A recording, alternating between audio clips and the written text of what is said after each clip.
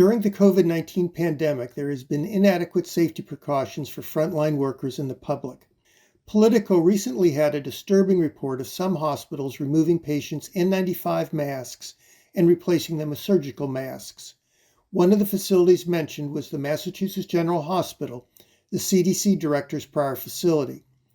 Patients should be allowed to keep their N95 masks or be given a new N95 mask.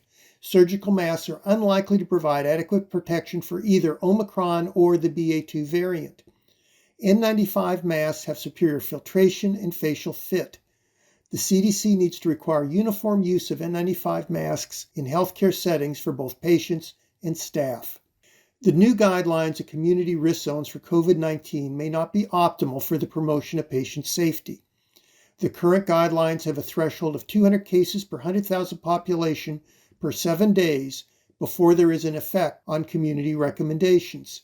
Current risk zone determinations are largely based upon hospital capacity and not the risk of acquiring SARS-CoV-2. However, they are used to determine implementation of masking advisements and other public health strategies. These guidelines may be problematic.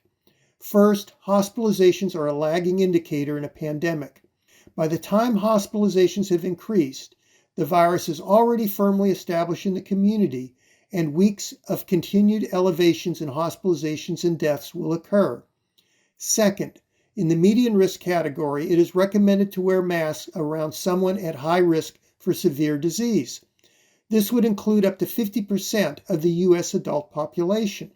But what are these citizens to do when they need to enter a government building or retail establishment where no one else is wearing a mask? With the BA.1 and BA.2 variants, others need to wear masks to decrease transmission and viral load as much as possible. Finally, focusing our metrics on hospital capacity and all but ignoring mild and moderate disease overlooks the grave risks of long COVID, which have been reported to occur in 10 to 30% of COVID-19 patients. Even in mild cases, long COVID has been recently linked to both long-term heart disease and frequently occurring cognitive deficits.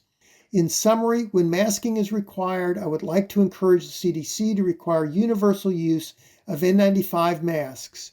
And in view of the common and disabling effects of long COVID, the CDC should revert to a community risk ranking strategy which is based upon SARS-CoV-2 infections and has as its goal to decrease the spread of disease.